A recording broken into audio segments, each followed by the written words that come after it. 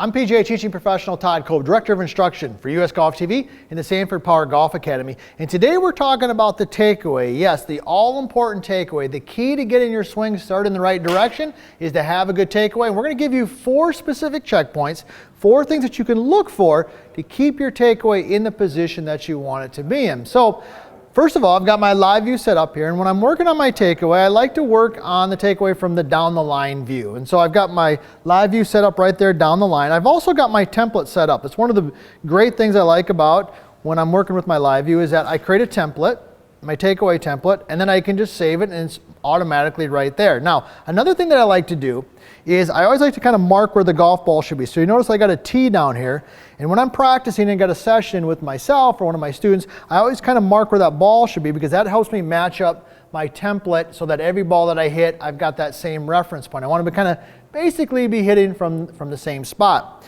Now, in terms of the lines, where we draw the lines for the takeaway template, that's a little bit up to you and kind of the instructor, but as a general rule of thumb, what you'll notice here is I've got 2 blue lines, and the first blue line goes basically right along the club shaft and kind of up through about just barely above the belt. I think that's a pretty good line, a pretty good reference point for that particular spot. Now that's with the 6-iron. Might be a little different if you're hitting an 8-iron or a driver because the angle of the shaft is a little bit different. But with the 6-iron, what I have found is that basically right up the shaft and kind of through the middle of the stomach is a good spot.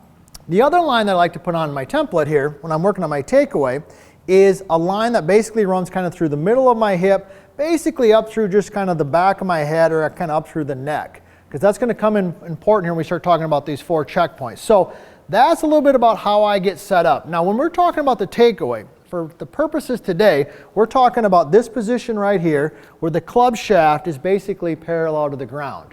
Right, that's what we're using for a reference point of takeaway. So that's the setup.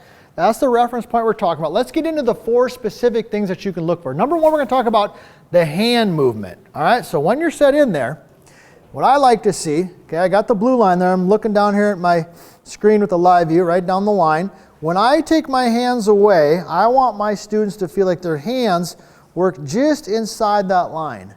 Notice how my hands are kind of working inside that line there. I see a lot of golfers when they struggle, their hands work up and above that line early. So that would be the first checkpoint that I would give you.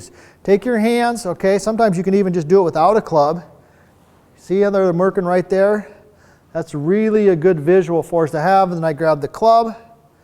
Notice how my hands are just working right underneath that. That's the first part that I want to look at. So that's a good checkpoint. Watch to make sure that your hands don't go too high initially in the takeaway. Second thing I want to talk about here, out of the 4 that we're going to really reference today, is posture. And that's where the other line comes in. So I already talked about that. I kind of got that line that goes through the hip joint, kind of up through the back of the neck. And what I want to feel early in the takeaway, and I'm rotating, and I'm bumping and turning, but I'm basically staying pretty much the same height right there, okay? I'm not going down. I don't see that very often, but some people will do.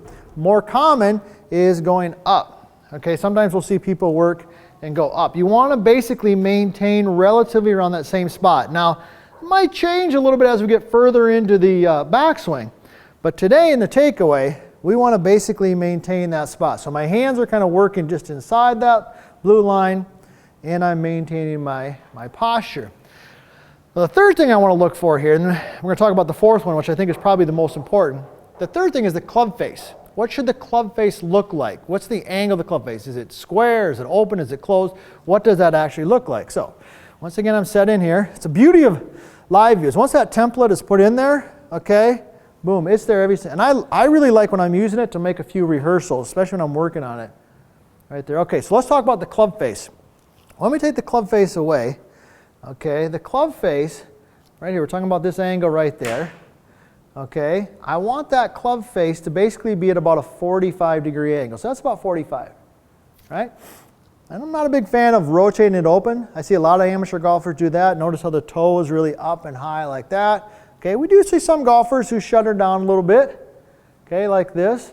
But a good reference point for you is that club face angle right there, okay, should basically match the blue line that goes around my back there. So that angle should be the same, see? So that's a good reference point. Notice how the angle right here in the club face is the same angle off my neck there. Those two wouldn't match, would they?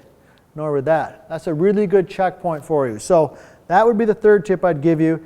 Try to get that club face matched up so it kind of matches the angle, basically, of your spine right there. So those are the first three things that I'm kind of looking for. And the beauty of with live view is you can just rehearse those. You got your template set up, and I mean, you can just rehearse those in motion.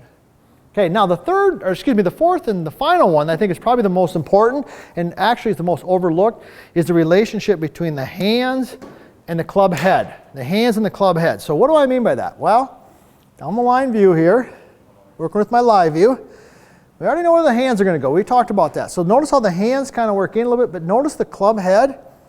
See, just the toe of the club stays right along that blue line. So my hands arc in with my pivot, and the club head's arcing also, but it's arcing at the same rate as my hands.